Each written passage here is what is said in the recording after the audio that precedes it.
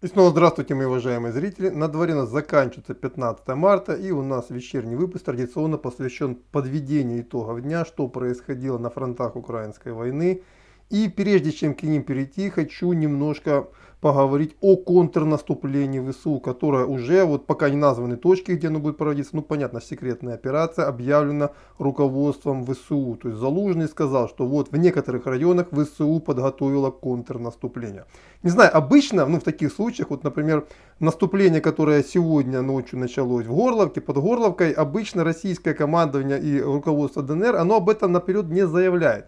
Потому что любой военный вам скажет, что любое распространение информации о наступлении, оно в первую очередь вредит самому этому самому наступлению. Но раз уж так получилось, что господин Залужный так уверен в наступлении и он готов его начать, я решил поинтересоваться у ребят по разным частям Украины, а что они знают об этом самом контрнаступлении. Оказалось, что знают жители Украины очень и очень много. Например, жители Мелитополя, которые давно уже находятся под управлением военно-гражданской администрации Запорожской области, новой власти, да. То есть здесь местные патриоты уверены, что наступление ВСУ начнется именно у них. Причем якобы с Донецка оттянуты значительные силы, южнее Запорожья уже сконцентрированы, и вот-вот начнется мощное широкомасштабное наступление, которое сметет российскую армию до самого Азовского моря. А вот губернатор Ким Николаевский, он говорит о другом, он намекает, так подмигивает, говорит, а вот мы, вы же понимаете, жители Херсона, ждите нас, мы скоро будем, вы же это Украина. Я так понимаю, таким образом губернатор Ким намекает жителям Херсона, что наступление ВСУ это в том числе и здесь.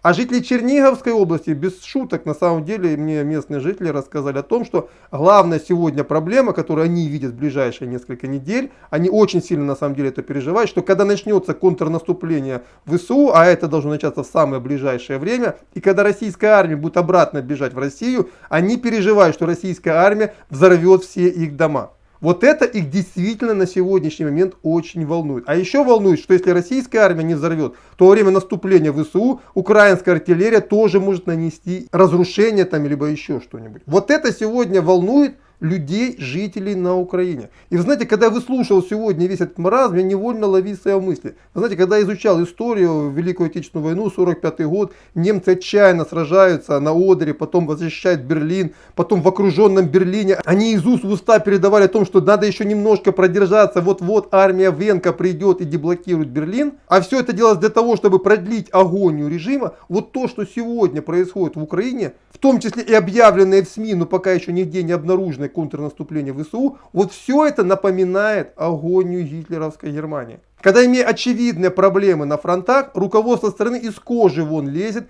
пытаясь убедить население о скорой будущей победе. Нет, я, конечно, могу ошибаться, может действительно завтра мы узнаем о каком-то мощном контрнаступлении ВСУ, и я обязательно вам об этом скажу, но пока оно не проглядывается. Причем оно не проглядывается с чисто военной точки зрения. Вот, например, если бить из Запорожья на Мелитополь, мосты все основные взорваны. Соответственно, для того, чтобы наступать, нужно, во-первых, бензин и соляра. Где в таком количестве взять бензин и соляр? Это большая проблема. Ладно, нашли. Нужно налаживать понтонные переправы. Понтонного парка у ВСУ нет. Но это не самое главное. Нужно пройти более 100 километров хотя бы до одного Мелитополя при полном господстве российской авиации в воздухе. Вы можете себе представить, чтобы украинская армия смогла совершить такой марш? Вот лично я не могу. Я думаю, любой военный вам скажет, что это сродни тем сказкам, которые рассказывали в окруженном Берлине немцы об армии Венка, которая давным-давно была разгромлена, но ее в Берлине ждали. Но довольно о сказках, которые распространяет украинский шпат, давайте посмотрим, что там происходит на Украине.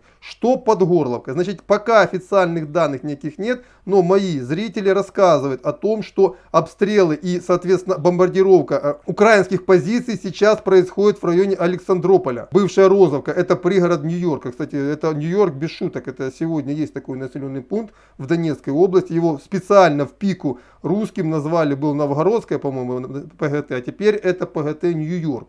То есть на самом деле сегодня бои уже проходят в самых пригородах Нью-Йорка. Если посмотреть по карте расстояние, которое от того места, куда сегодня бьет российская артиллерия и российская авиация, то это примерно 15 километров от той первоначальной линии фронта, где она была сутки назад. Я не знаю точно, где сейчас находится пехота, тем не менее, вот здесь сегодня уже идут бои, в 15 километрах от линии фронта.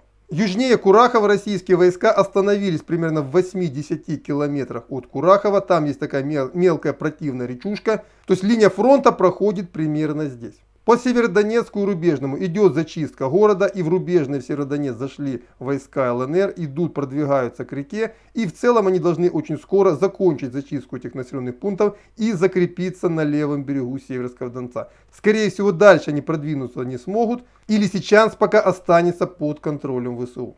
А вот по Славянском ситуация более-менее прояснилась. Вчера вечером ВСУ взорвали переправы через Северский Донец. В районе Светогорска 2 переправы были взорваны, а обычно ВСУ это делают тогда, когда российские войска непосредственно приближаются к этому месту. То есть можно говорить, что район Светогорска, то есть не район Лавры, а район Светогорска, он уже либо под контролем российских войск, либо вот-вот под него перейдет. Именно сюда стреляла вчера и стреляет сегодня артиллерия из окрестностей Славянска. Примерно до этого места действительно около 15 километров. То есть вот вам еще одно косвенное подтверждение, что фронт постепенно катится на юг к Славянску. По Харькову там бои идут местного значения в районе Дергачей, в районе Малой Рогани. То есть идет попытка отрезать Чугуев от Харькова, пока безуспешная. Штурма Чугуева российские войска не предпринимают.